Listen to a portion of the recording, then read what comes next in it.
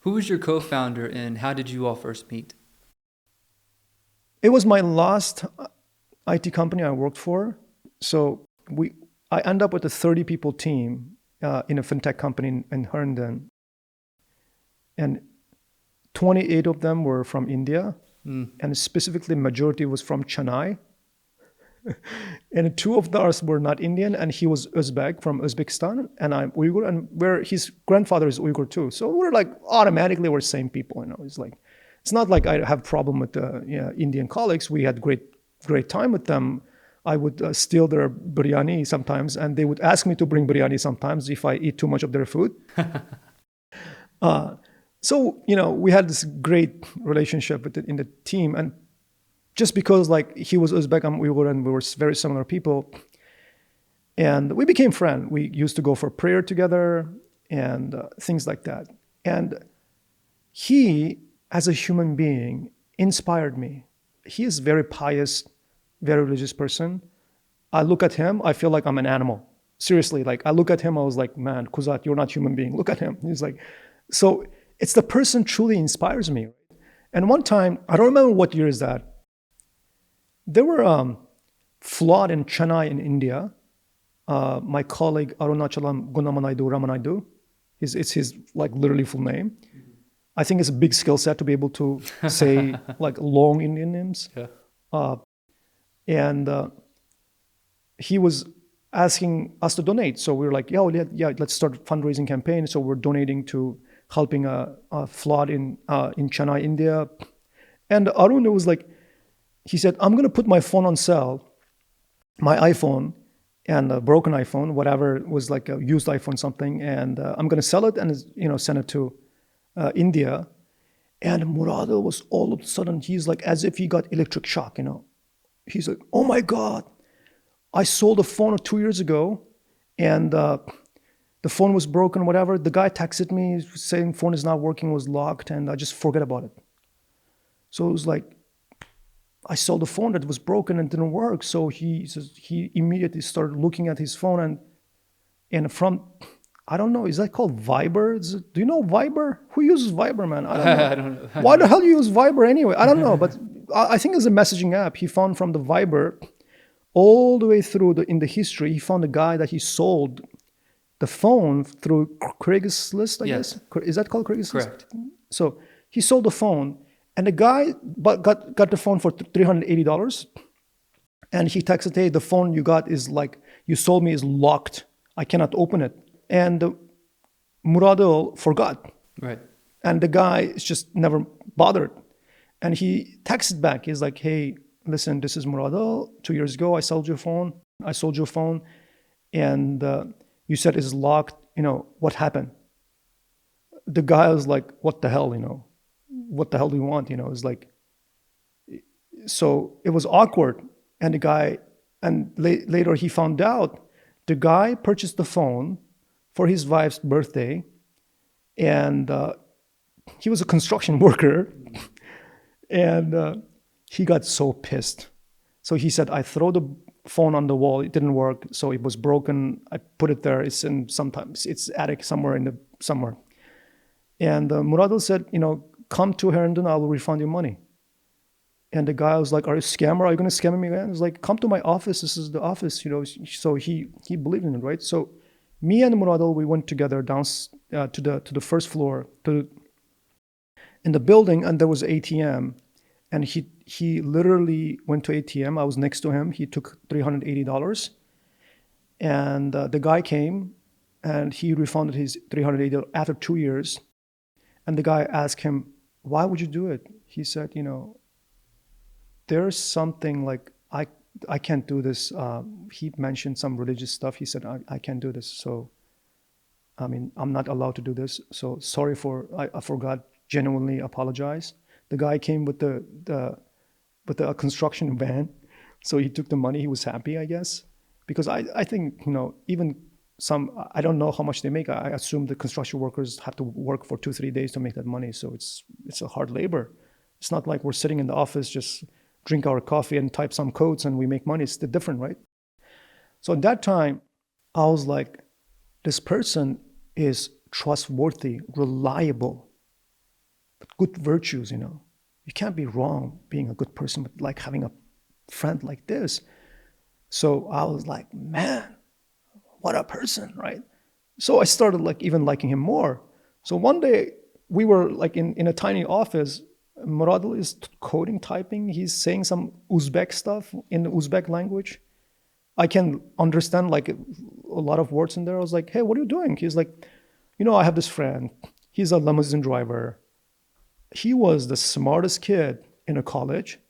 He can achieve more. He's like underutilized. I want him to get into IT. I'm teaching him Java.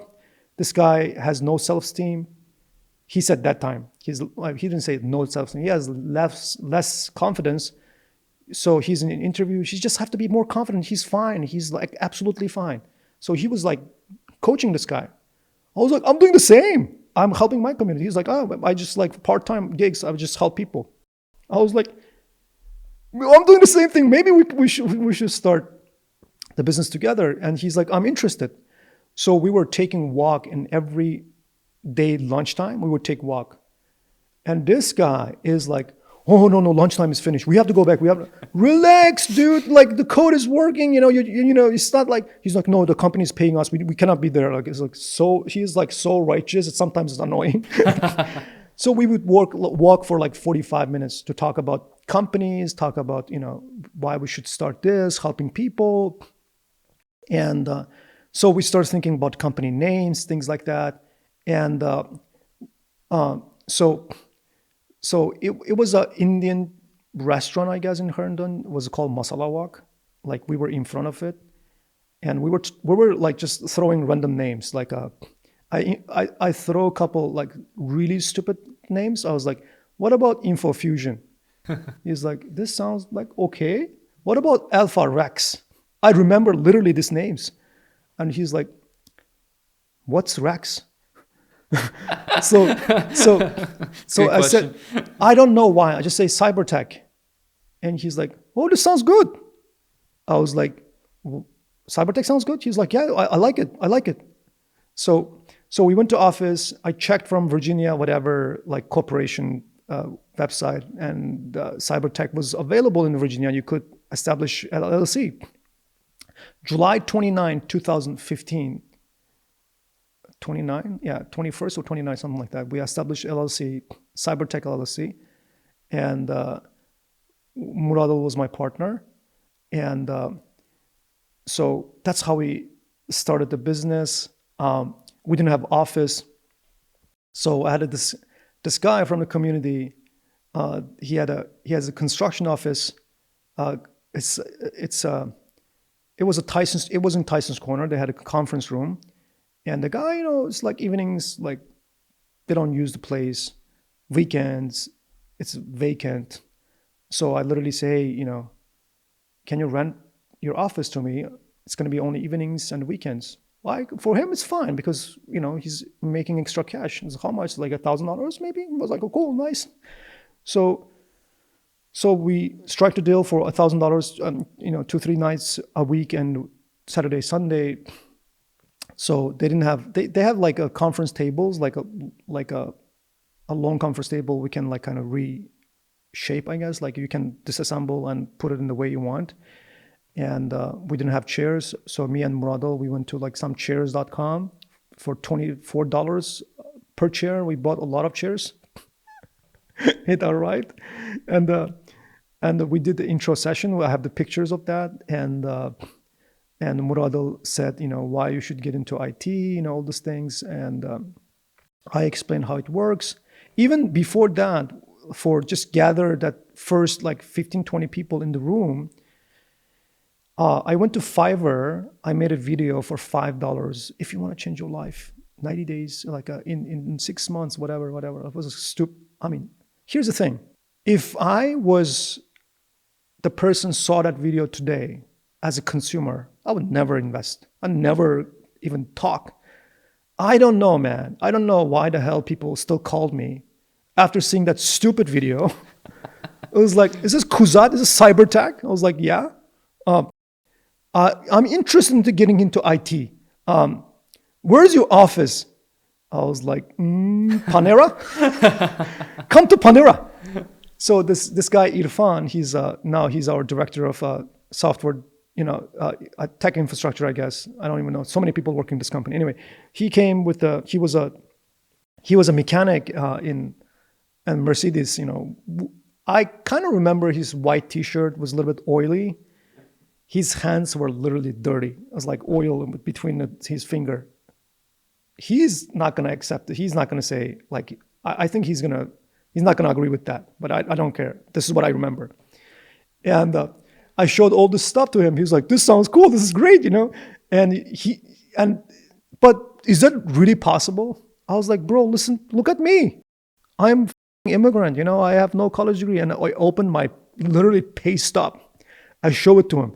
He looked at my pay stub. He was like, okay, I'm going to take a shot. So like one by one, I had to convince people for example, right? Ozzy is our chief product officer today, right? He came to me. I did intro session to him individually in a coffee shop in Herndon.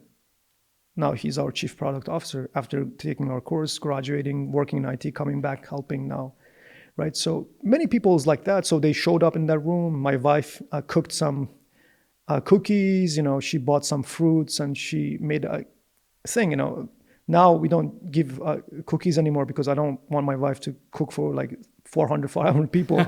But back then it was 20, so she made like good food and people showed up. I don't know if they showed up for food or coffee or my session. So we went through that and we had our first cyber tech course. We started on August 29 or 30, something like that in 2015. And the rest was just story. What was the course? What was the first career that you taught towards? Oh yeah, so when I was in sales, I've learned something. Sell what you see. I was like, but I didn't even understand. I asked my manager, Chris. His name was Chris. He was a veteran guy. He was like good salesperson. He was my manager. I was like, what does that mean? He's like, listen, Kuzzat, we're a Chevy dealer. Okay, somebody comes in, asks you, hey Kuzzat, do you guys have Toyota Corolla? What are you gonna say? I'm gonna tell them we don't have Toyota Corolla. And what are they gonna do? I guess they're gonna leave. He said, don't be stupid. He said, sell what you see. If they ask you Toyota Corolla, show them, you know what? What about Chevy Cruze? So if you don't have Corolla, sell them something else, right? You have to sell. So, I mean, this is something I've learned from this guy, God bless him. Good guy. And so obviously it's not like I'm going to teach machine learning. I was asked that software development engineering test. So we did test automation and I knew VB script only. In terms of coding, I don't even know Java, So that's what we taught. And I think it was easier if immigrant like me could do it. There were like in our class, literally some guy, one of the guy from Azerbaijan, he said, Kuzzat, what is this? Like you were charging a few $1,000s back then. I just finished an MBA course for $50,000. I don't even have a job. So what is this, like a couple thousand? Like, yeah, it's like no brainer, but I'm going to take a shot. That guy, since then, he's in IT now, right? So it's like, it makes sense. So what we thought was doable. That's what I meant. You mentioned a few of the early struggles, needing to find an office, needing to find things like chairs as well. What are some of the other earlier challenges that you had that you didn't anticipate when you first opened your business? Okay, here I want to share some stuff, right? So now, when people talk about business, to start a business, what you need? What do you need to start a business? An audience, a customer. Okay. A product. What else? What is the most important thing to start a business? Oh, I'm losing this quiz. No. People most people would say capital. You need money to start. Yes. Like if you ask many people, do you want to start business? Yes, I want. Why you're not starting? Because I don't have money. Okay, because like if you don't have money, how do you start a business? Like, yeah, it's common sense. But the problem is this: people think the money will solve their problem. Money will not solve your problem. Money is after like 18 things. That's like number 18. You know what's number one? Is this: the capital is not only dollars. The capital is this. You know, my struggles through many years, it was my capital. And that's one thing. I understand the pain of consumers like me. I'm solving the problems for people like me. So you have a solution for your previous pain. Does it make sense? Yes. Yeah, that is capital. Many people don't have it. That's why I'm saying when you have pain, it's good. Okay? When you have problem, it's good because if you solve problem, many people have the same problem. Why don't you just solve in the scale so you have a business? You know what I'm saying? So I can give you $1 million right now. What the hell are you going to do? It's like, I don't know, right? So many people's like that. So first, solve a problem and then scale that solution. You know what I'm saying? So first we had that. The second is for many years, I had the things. Remember when like in the previous videos, I said, when I have $20, I bought books. When I have $20,000, I went to Harvard Business School to learn business. So for many years, I turned my commute to college, to MBA. Every single best-selling self-development business book, I listened. Some of them I've listened multiple times. I've learned about marketing. I've learned about accounting. I've learned about business scalability, all this stuff. And it was accumulation of business knowledge over many years. So when I started a business, people think, oh, Kuzzat invested $800. He got lucky. Man, for many years, like 1,000 books maybe. So think about that as well. So when I started a business, I think I didn't get lucky. Like, of course, I believe in God. So everything's like coming from Central Asia, from places that we ride horses. Like, it's not like we ride horses in the city. Yeah. You have to go to the resorts to ride horse. To the United States and being successful as an immigrant, it's unbelievable. I think, one of the most important thing is like God allowed me to do that. On top of that, I also worked hard and I read books and listened to books. And when I started business, the things just start like popping up. Okay, what I've read, what I'm doing. So it's implementation of pains from before and the experience and the things, the knowledge that I've learned from before, I started implementing when I was doing the business. So I think the challenges was just proof of success. Like, people, one of the most important thing is you have to wait 6 months to see the result because your first cohort of students like started, let's say, August, right? You have to wait until February, March, April to make sure these people find a job. And those are the things that I come across. And one of the thing is people hated my class and they loved Muradul class. And that was one of the things. And so I think what's important is not to get jealous of your co-founder because he was not jealous of me at all. He's never a jealous person. But one time he said, he's like, something came out he couldn't teach. And he said, can you take her class today? So it's not, technically I'm fine. I know the content, but he has the methodology to teach. So I taught that day. I thought I did a fantastic job. And everybody started like complaining. It was like, yeah, being a huge contrast with my co-founder in terms of like being a more stupid person was something that I was not expected. But here's the thing, right? I think our combination was perfect fit because he's a technical genius. He doesn't talk too much.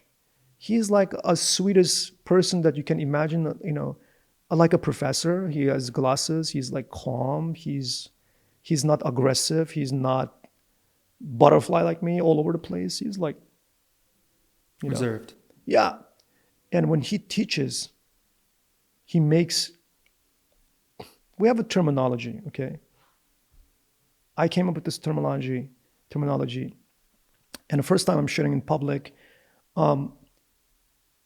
because I was inspired by Muradil. I said, Muradil is such a teacher. He can teach camels.